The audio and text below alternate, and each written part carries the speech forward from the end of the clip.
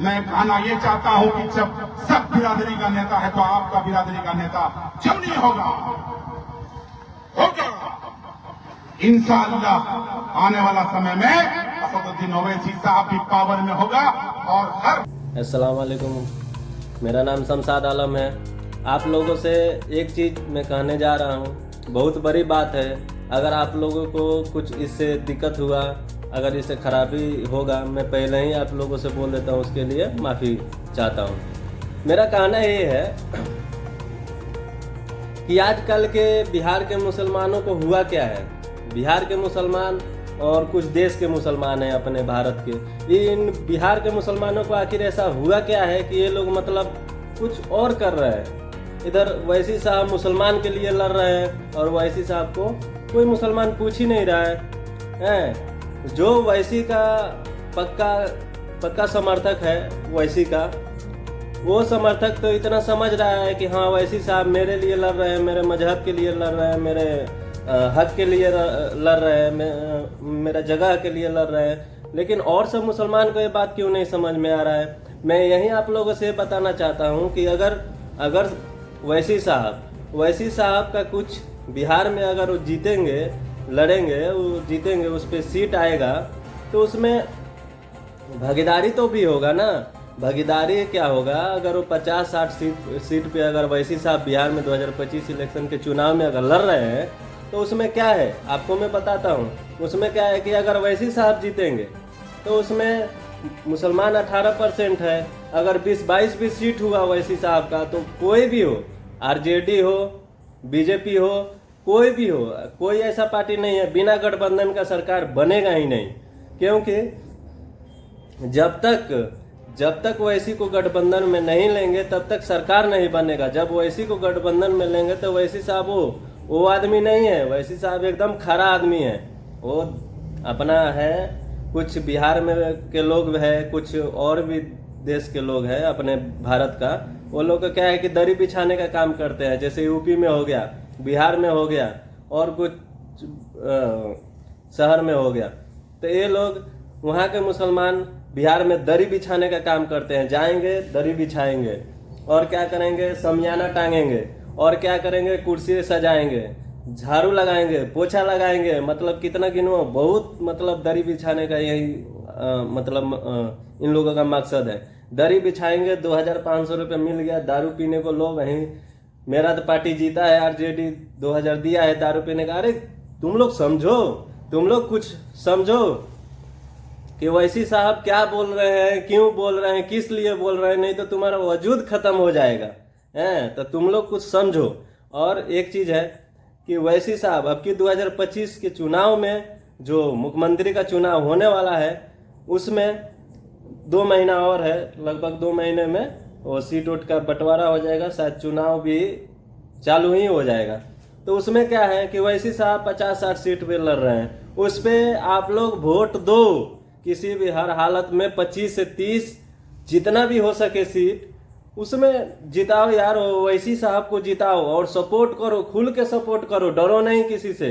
जब तक वैसी का अपना वो नहीं रहेगा, क्या बोलते हैं, अपना सीट नहीं रहेगा, अपना आवाज नहीं रहेगा तो कैसे लड़ेंगे। अकेले हैं तो इतना लड़ रहे हैं, सोचो, अकेले हैं तो इतना लड़ रहे हैं। अगर पूरा उनके साथ उनका अपना हो जाएगा तो फिर लड़ने में तो डरेंगे ही नहीं। तो यार कम से कम सोचो आप लोग। असदुद्दीन ओवैसी साहब का पैगाम लेके आपके पास आया। जनाब असदुद्दीन ओवैसी साहब का सिंबल लेके आपके पास आया। जनाब असदुद्दीन ओवैसी साहब का फरमान लेके आपके पास में आया।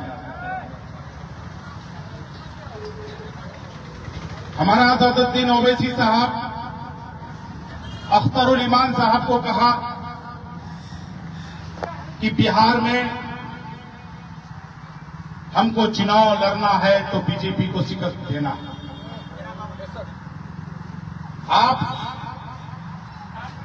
आप एक चिट्ठी लिखिए, लालू जी को एक चिट्ठी लिखिए,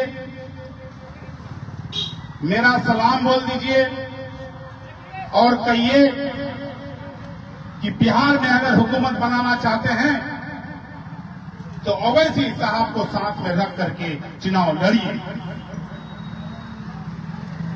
अख्तरुल ईमान साहब एक चिट्ठी लिखता है, हमारा रंजीत राणा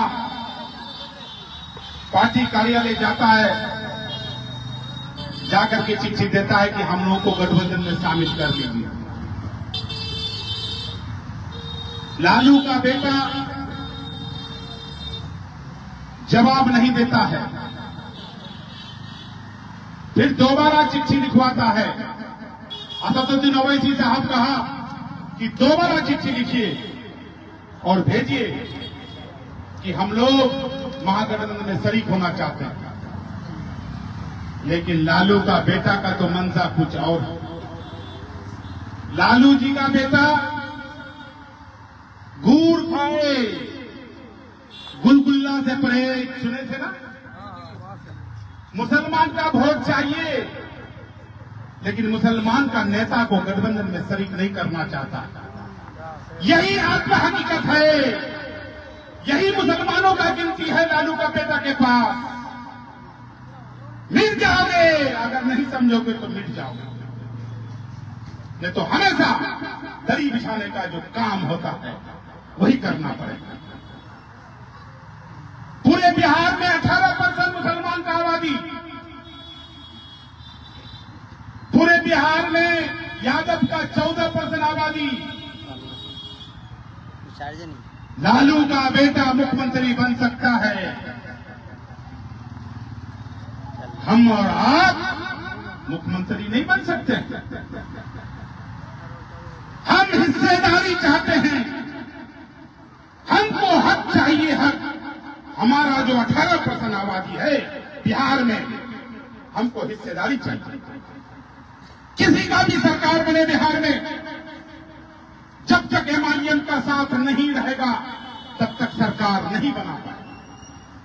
बीजेपी को छोड़ के हम लोग सरकार बनाएंगे उसी का जो हमसे बात करेगा, हिस्सेदारी का बात करेगा। 18% है तो 18% हमको आरक्षण चाहिए, नौकरी में 18% चाहिए, काम में 18% चाहिए। अब हिस्सेदारी चाहिए, हम उठा करके नहीं लेंगे, हम हिस्सेदारी छीनने का काम करेंगे। लेकिन आपको समझना होगा, यादव का नेता है लालू यादव, कुर्मी का नेता है नीतीश कुमार,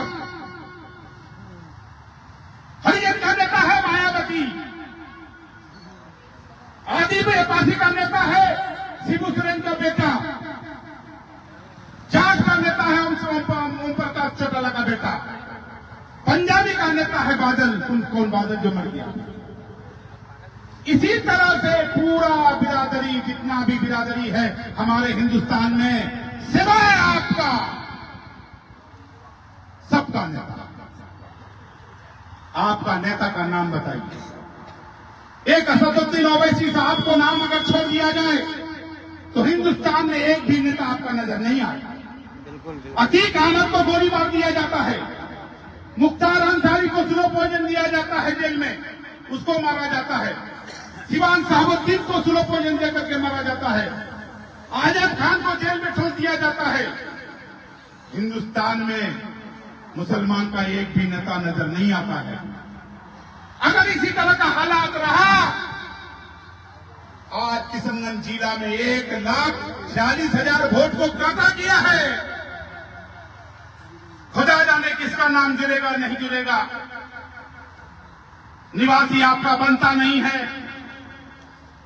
प्रशासन सब उसका चुनाव आयोग के माध्यम से बीजेपी से मिला हुआ है। खुदा जाने कितना नाम चलेगा नहीं चलेगा।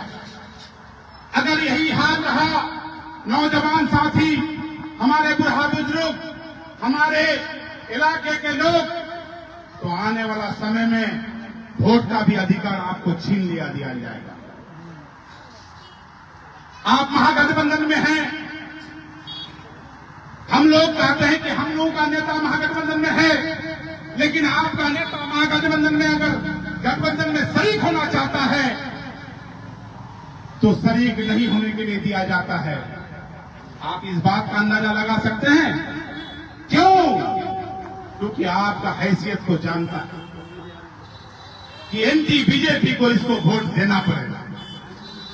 लेकिन नहीं, इस बार असदुद्दीन ओवैसी साहब ने कहा है कि बिहार में सरकार में मेरा मौजूदगी रहेगा और हम हिस्सेदारी का बात करेंगे। मांगना हुआ चीज और हम नहीं लेंगे, हमको हिस्सेदारी चाहिए। पूरे बिहार में 40 सीट ऐसा है जहां मुसलमानों का फैसला होता है, जो चाहता है वही जीतता है। यानी 40 सीट अपने दम पर आप जीत सकते हैं। तो जब आप 40 सीट जीत जाएंगे तो सरकार को जिधर घुमाना चाहेंगे उधर घुमेंगे। हैदराबाद में अकबरुद्दीन ओवैसी साहब विपक्ष का नेता बना हुआ है, उनके साथ 7 एमएलए हैं एमआईएम के, लेकिन पूरे हैदराबाद सरकार को हिला देता है। अगर फेसबुक व्हाट्सएप आप लोग अगर देखते हैं तो जरूर देखें।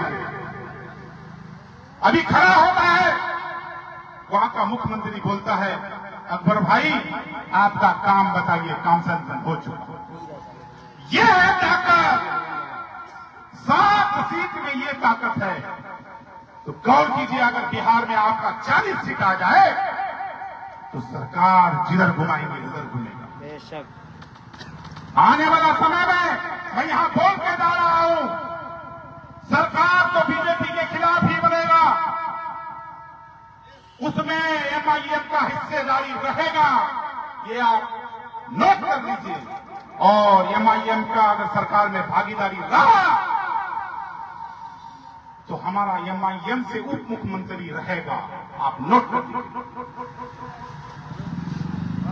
आप गौर कीजिएगा, हमारा असदुद्दीन ओवैसी साहब पार्लियामेंट में अगर नहीं रहते, एक ही सीट है, लेकिन जब खड़ा होता है आंख मार के देखता है कि क्या बोल रहा है।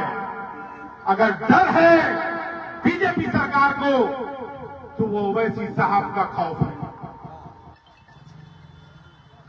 ओवैसी साहब कहता है कि नरेंद्र मोदी जी, जब तक अंबेडकर का संविधान जिंदा है तब तक भारत का नक्शा को तुम बिगाड़ नहीं सकते।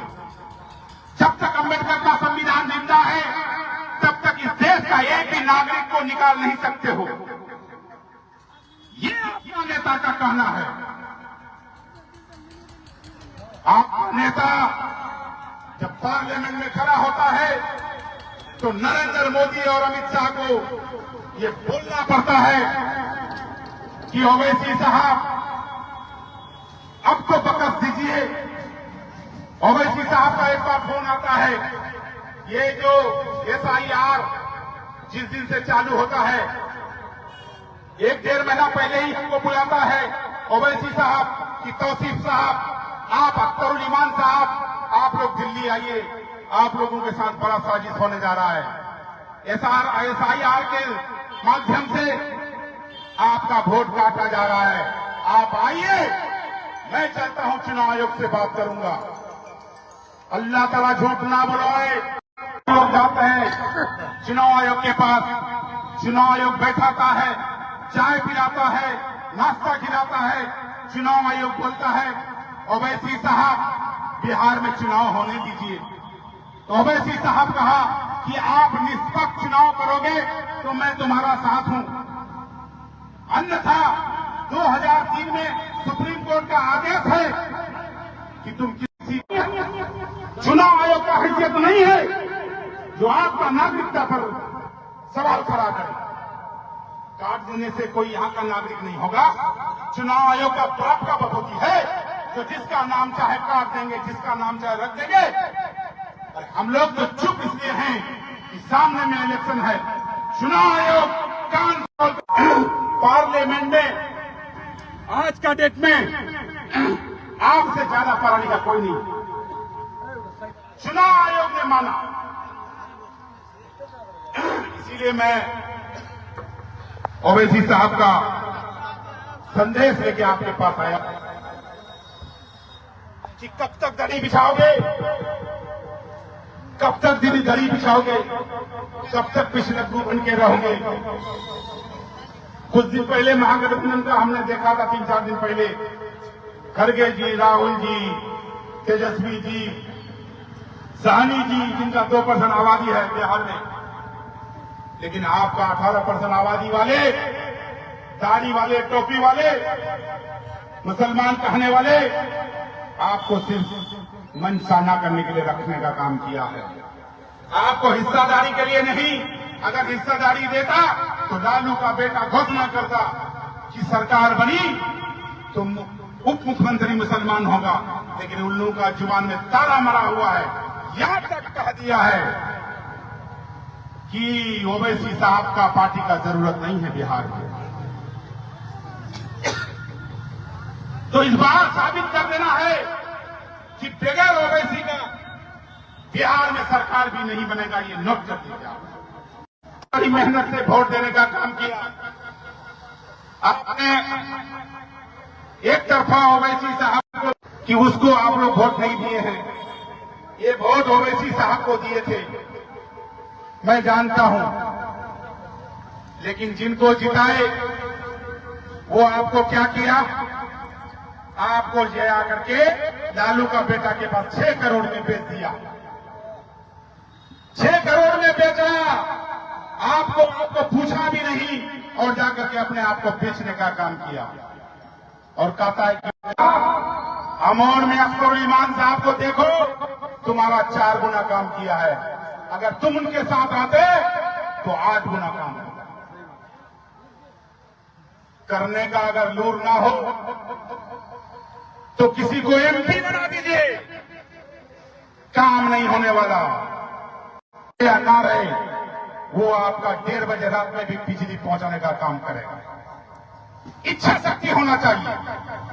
अगर इच्छा शक्ति नहीं है तो आज आप एमएलए बनाए हैं, उसको कल आप एमपी बना दीजिए, आपका काम नहीं कर सकेगा। मेरे वक्त में, मेरे कार्यकाल में कोई भी पोस्टमार्टम हम होने के लिए नहीं देते थे। चाहे वो पानी में डूब के मरता था, चाहे वो सांप काट के मरता था, या हिंदू भाई फोन करता था तो हम बोलते थे कि जला दीजिए। और कोई अगर मुसलमान भाई कहता था तो हम कहते थे कि मिट्टी कर दो, उसके बाद हम समझ लेंगे।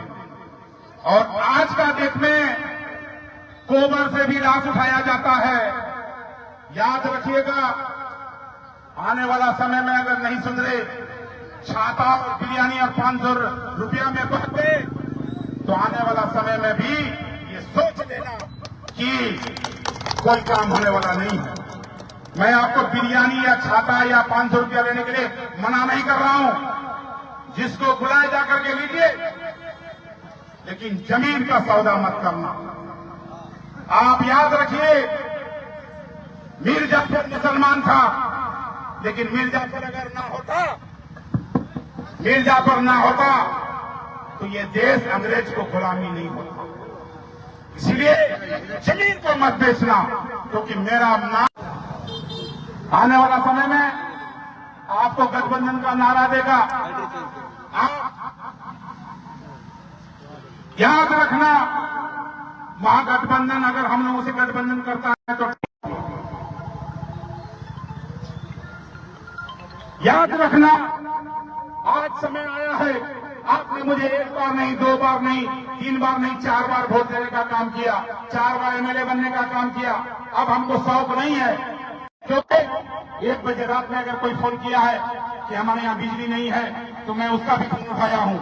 अगर आज दिन में कोई भी फोन किया है तो मैं उसका भी फोन उठाया हूँ।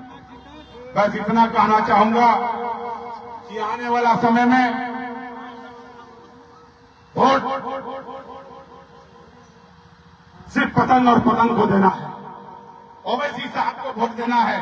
मैं हिंदू भाई से भी कहना चाहूंगा कि आप मुझे 4 बार देखने का काम किया। कभी हम हिंदू मुसलमान कहीं फैलाने का काम नहीं किया। हमारा चेहरा देख के देना। और ओवैसी साहब एक सज्जन लीडर है। मैं कहना ये चाहता हूं कि जब सब बिरादरी का नेता है तो आपका बिरादरी का नेता क्यों नहीं होगा? होगा इंशाअल्लाह। आने वाला समय में असदुद्दीन ओवैसी साहब भी पावर में होगा और हर राज्य में हमारा हिस्सेदारी।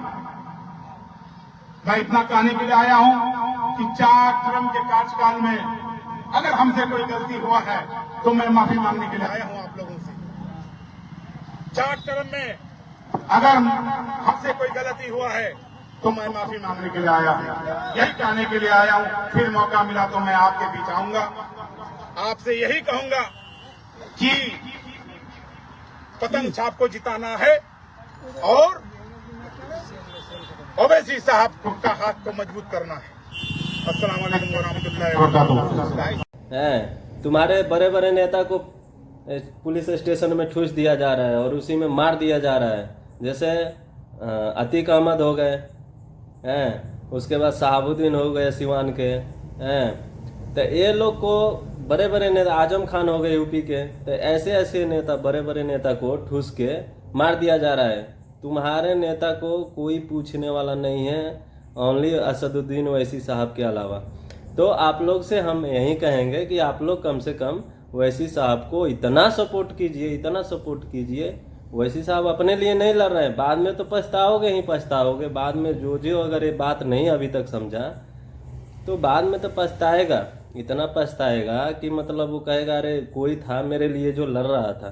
तो मैं आप लोग से यही कहूँगा कि आप लोग कम से कम ओवैसी साहब को इतना सपोर्ट कीजिए, इतना सपोर्ट कीजिए कि मतलब और सब पार्टी देख के वो भी दंग रह जाए, और वो लोग को भी, वो जो हम लोगों के खिलाफ है ना, हम लोग मुसलमान के जो खिलाफ है, मुसलमान के खिलाफ जो पार्टियां हैं, उन लोगों के देह में डर होना चाहिए कि इन लोगों के खिलाफ कुछ करने से पहले 1000 बार सोचना पड़ेगा। तो यही आप लोग से कहना मैं चाहता हूँ कि अब देखो राहुल गांधी तेजस्वी यादव क्या कर रहे हैं कि ये मुसलमान का तो वोट चाहिए लेकिन मुसलमान का नेता नहीं चाहिए। देख लो ऐसे ही क्यों नहीं चाहिए, क्योंकि मुसलमान का जो पक्का और हेवी नेता जो है असदुद्दीन ओवैसी साहब है, वो तो अपना जगह मांगेंगे ही मांगेंगे, क्योंकि 18% मुस्लिम है। यहीं पे देखो याद आया 18% के हिसाब से मुकेश सहनी का 2% है, 2% भी नहीं है, 1 पॉइंट कुछ % है, 8% जातीय जनगणना के अनुसार। उसमें भी क्या है कि मुकेश सहनी डिप्टी सीएम बनना चाहते हैं। वाह भाई वाह, हम 18% वाला मुसलमान कहाँ जाएगा? 18% वाला भाई मुसलमान कहाँ जाएगा? तो वहीं दरी बिछा रहा है तो दरी बिछाएगा ना। तो कम से कम देखो यार कि जब 2% वाला डिप्टी सीएम के लिए कर रहा है तो असदुद्दीन यही समझाना चाह रहे हैं कि तुम 18% हो, तुम डिप्टी सीएम क्या मुख्यमंत्री बन सकते हो अगर तुम लोग एकजुट रहोगे तो यही समझाना चाहते हैं। और आप लोग से यही अनुरोध है कि आप लोग MIM को सपोर्ट कीजिए और जितना हो सके उतना सपोर्ट कीजिए और कमेंट कीजिए, उसके हिसाब से हम और भी वीडियो लाते रहेंगे।